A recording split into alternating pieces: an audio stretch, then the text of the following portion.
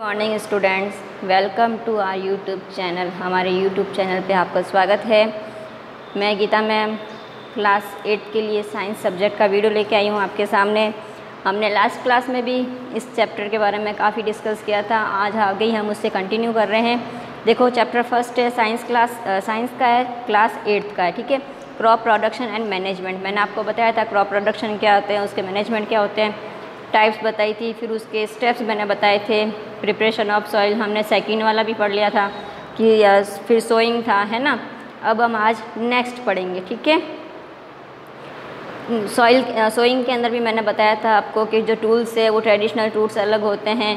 फिर इसके अंदर क्या किया जाता है, आज हम पढ़ेंगे एडिंग मैनर एंड फर्टिलाइज़र, यानी कि इसके अंदर मैनर और फर्टिलाइज़र क्या किया जाता है, ऐड किया जाता है। पहले मिट्टी को प्रिपेयर करते हैं, फिर उसके अंदर सोइंग करते हैं, यानी बीज डालते हैं, सीड्स डालते हैं। फिर उसके साथ में मैनर और फर्टिलाइज़र भी ऐड करते हैं ताकि क्या हो, हमारी जो फसल हो वो अच्छी हो, है ना। तो the substance which are added to the soil in the form of nutrients for the healthy growth of plants are called manure and fertiliser. वह पदार्थ जो ऐड किया जाता है मिट्टी के अंदर न्यूट्रिएंट्स के रूप में, जिससे क्या होती है, हेल्दी ग्रोथ होती है प्लांट्स की, इसी को हम क्या कहते हैं, मैनर कहते हैं और फर्टिलाइज़र कहते हैं। Soil supply minerals nutrients to the crop plants. मिट्टी क्या करती है, मिनरल्स और न्यूट्रिएंट्स क्या करती है, प्लांट्स तक सप्लाई कर देती है, ठीक है। These nutrients are essential for the growth of the plants. ये जो न्यूट्रिएंट्स है वो क्या है, एसेंशियल है, यानी कि ज़रूरी है प्लांट्स की ग्रोथ के लिए। In certain areas farmers grow crop after crop in the same field. ये ऐसा क्यों करते हैं, क्योंकि जो किसान होते हैं वो क्या करते हैं, फील्ड के अंदर यानी कि खेत के अंदर पहले एक फसल करते हैं, जस्ट उसके बाद में फिर दूसरी फसल करते हैं। तो मिट्टी की जो उपजाऊ क्षमता होती है वो क्या हो जाती है, कम हो जाती है। इसलिए क्या करते हैं, एडिंग, इसके अंदर ऐड करते हैं, किसको, फर्टिलाइज़र को, मैनर को, जिसको हम खाद कहते हैं, ठीक है। The field is never left cultivated or fallow. Imagine what happens to the nutrients.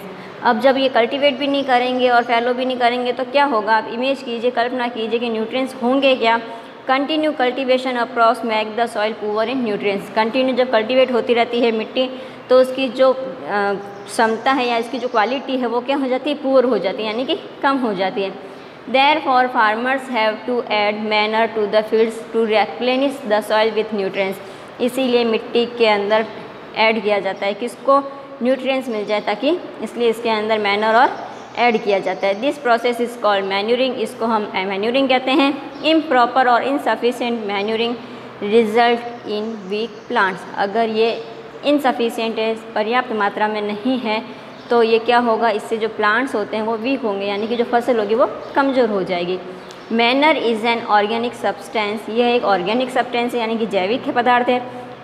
Obtain from the decomposition of the plants और एनिमल वेस्ट। ये किससे बनाते हैं, जो प्लांट्स होते हैं और जो एनिमल्स होते हैं उनका जो वेस्ट होता है उससे ये मैनर बनता है।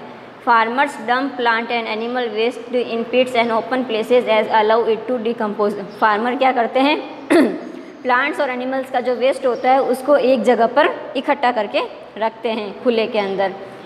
The decomposition is caused by some microorganism. The decomposed matter is used और as organic manure. You have already learn about vermicomposting in class 6। हमने वर्मी कंपोस्टिंग के बारे में क्लास 6 के अंदर पढ़ा था कि जो प्लांट का जो वेस्ट होता है, जो एनिमल्स का जो वेस्ट होता है, उससे मैनर बनाया जाता है। नेक्स्ट पढ़ेंगे हम। Did plants in all the classes grow at the same pace which class showed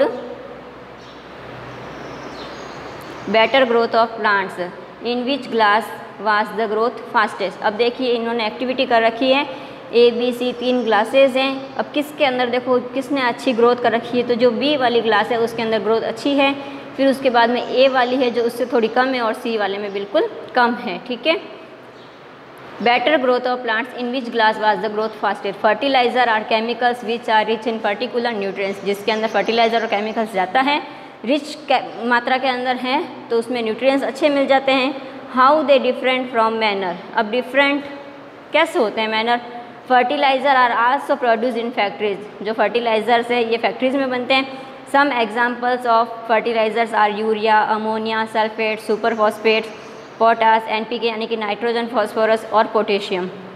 ठीक है। The use of fertiliser has help farmers to get better yard of crops such as wheat, paddy and maize.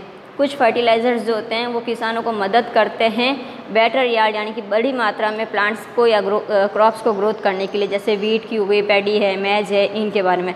But excessive use of fertiliser has made the soil less fertile. लेकिन इसका अगर हम ज़्यादा use कर लेते हैं तो ये मिट्टी को क्या बना देती है, थोड़ा कम उपजाऊ कर देती है। Fertiliser have also became a source of water pollutions. Fertiliser क्या है, कौन सा सोर्स है, वाटर पॉल्यूशन का एक सोर्स है। Therefore in order to maintain the fertility of the soil we have to substitute fertilizer with organic manure or leave the field uncultivated fallow in between two crops। अब therefore in order to maintain the fertility, अब इनको order को maintain करना है, क्या करेंगे, two crops, between two crops के अंदर। The use of manure improve soil textures as well as its water retaining capacity. It replenish the soil with nutrients. अगर हम मैनर को ऐड करते हैं तो वो क्या करते हैं, इम्प्रूव करते हैं सॉइल के अंदर टेक्सचर्स को, और वाटर रिटेनिंग करने की कैपेसिटी भी उनके अंदर होती है। Another method of replenishing the soil with nutrients is through crops rotations। दूसरा जो मेथड है replenishing का वो क्या है, nutrients in through crop rotations, crop का रोटेशन करना। This can done by growing different crops alternately, यानी कि एक ही प्रकार की फसल बार बार नहीं करना, उसके बीच में जैसे अभी गेहूँ की करिए तो कभी बाजरे की कर देनी, कभी मक्के की, इस तरीके से।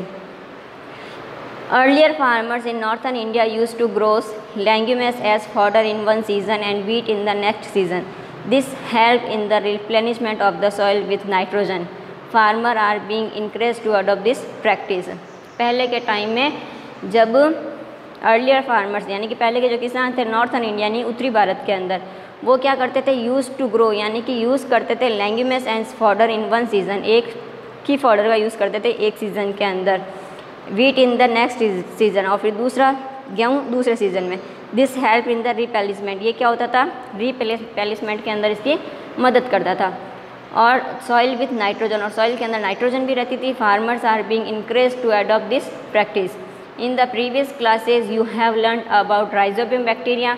These are present in nodules of roots of leguminous plants. They fix atmospheric nitrogen. ये क्या होते हैं, प्लांट्स के अंदर फिक्स होते हैं एटमॉस्फेरिक नाइट्रोजन के अंदर। ठीक है,